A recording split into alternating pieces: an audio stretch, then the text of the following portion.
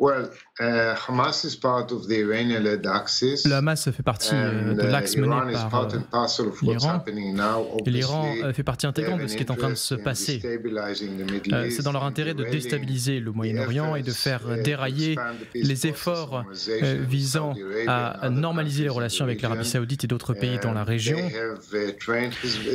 Ils ont formé le Hamas, ils leur ont fourni des financements. Plus de 90% du budget du Hamas vient de l'Iran. Ils les conseillent, ils leur apportent un soutien matériel et bien d'autres choses encore.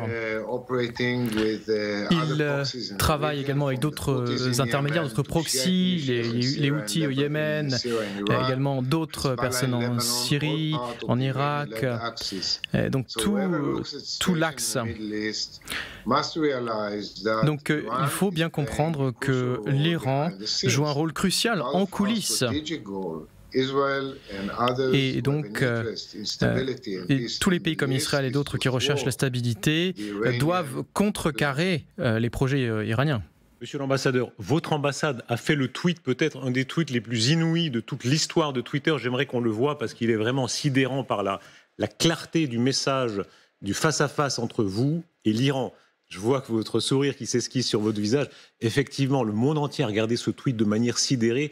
On voit d'abord, et c'est au bas de l'image, l'ambassadeur d'Iran en Syrie qui dit « le temps est écoulé » en arabe. Et la réponse de votre ambassade, c'est cette image de Matrix avec l'acteur qui dit « viens ». Quel sens est-ce que vous donnez exactement à ce tweet ?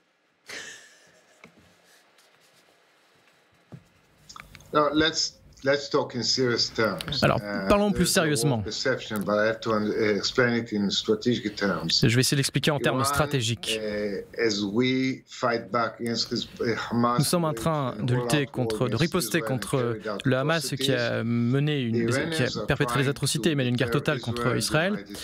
Et le Hamas essaie de dissuader les États-Unis, Israël et d'autres pays qui ont les mêmes valeurs de poursuivre cette guerre contre le Hamas à Gaza, et ils nous disent que si nous allons à Gaza, il y aura une riposte iranienne. Nous leur disons simplement, ne nous menacez pas, vous avez beaucoup à perdre, vous ne nous dissuaderez pas, nous nous battons pour notre foyer et nous ne nous arrêterons pas.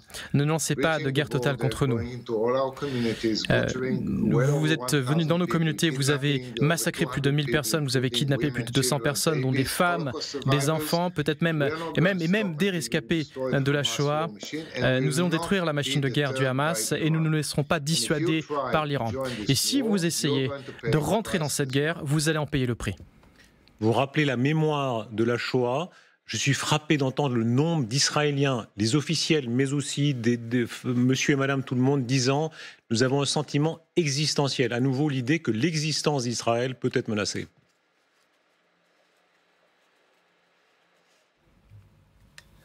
Vous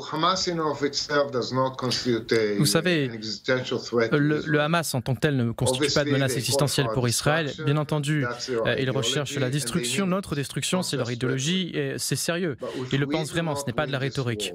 Mais si nous ne gagnons pas cette guerre, si nous ne les repoussons pas, si nous ne détruisons pas cette machine de guerre, et ce qui veut dire qu'ils pourraient à nouveau nous tuer et nous menacer, eh bien, nous allons inviter davantage d'agressions, de violences, d'attaques contre nous, non seulement de la part du Hamas, mais de la part d'autres acteurs, les membres de l'axe iranien, le Hezbollah également. Et donc c'est une dimension stratégique, ce n'est pas quelque chose que Israël peut se permettre. C'est pourquoi cette guerre, on nous l'a imposée. Nous n'avons pas le choix. Nous devons nous battre et gagner cette guerre. La France est touchée par les attentats. Un enseignant a été tué par un islamiste. Est-ce que vous considérez que nous sommes ensemble dans une même guerre ?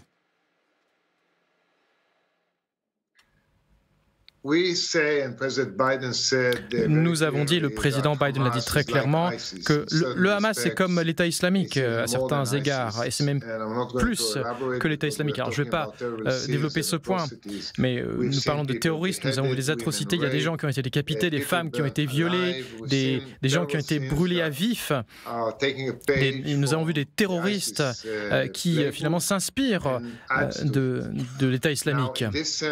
Alors, quelque part, en ce sens, je pense que nous sommes dans la même situation parce que nous sommes menacés par ces organisations djihadistes, en l'occurrence le Hamas donc contre Israël, également l'État islamique contre l'Occident. Et comme vous l'avez dit tout à l'heure, la France a été frappée par des actes de terrorisme.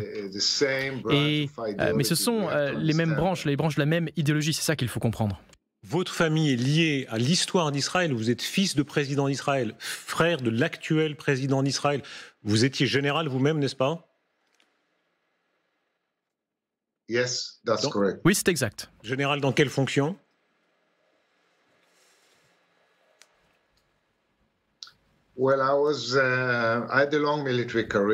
J'ai eu une longue carrière dans le métier des armes. J'ai commencé comme simple soldat, mais j'ai fini par être responsable de la planification stratégique pour les forces de défense israéliennes. Et également, j'ai été chef d'état-major pour le ministre de la Défense d'Israël. Donc j'ai vu le feu, j'étais sur le terrain de bataille, mais j'ai également travaillé énormément sur la planification stratégique. J'ai également été fortement impliqué dans les relations, les négociations de paix avec les Palestiniens, entre la Palestine et Israël. J'ai participé également, aux négociations de paix en 1993 avec les Palestiniens. J'ai également travaillé avec les Syriens, les Jordaniens. Donc, mon rôle était celui d'un combattant, mais pas seulement, également un rôle de stratégie et de diplomatie.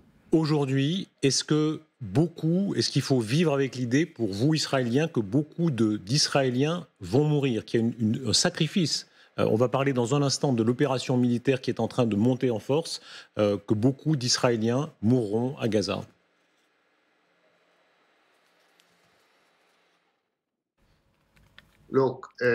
Écoutez, bien entendu que les gens qui vont partir défendre leur pays risquent leur vie. C'est le prix que nous devons payer afin de survivre, afin de pouvoir nous défendre. Parce que si nous ne sommes pas prêts à payer ce prix, eh bien, nous serons éradiqués. Il n'y a pas d'autre manière. Un mot encore, s'il vous plaît, sur la visite d'Emmanuel Macron. L'annonce a été faite il y a quelques instants. Le président de la République française se rendra en Israël mardi. Alors, vous n'êtes pas ambassadeur en France, mais c'est un événement qui dépasse évidemment la simple relation bilatérale. Qu'attendez-vous de cette visite d'Emmanuel Macron, vous, en tant que représentant israélien ? Alors, je ne suis pas responsable de cette partie. Moi, je m'occupe vraiment des relations israélo-américaines. Mais effectivement, la visite du président Macron est un événement très important. Et d'ailleurs, il y a de nombreux dirigeants dans le monde qui sont venus en Israël. Le Premier ministre du Royaume-Uni, dirigeant de Chypre.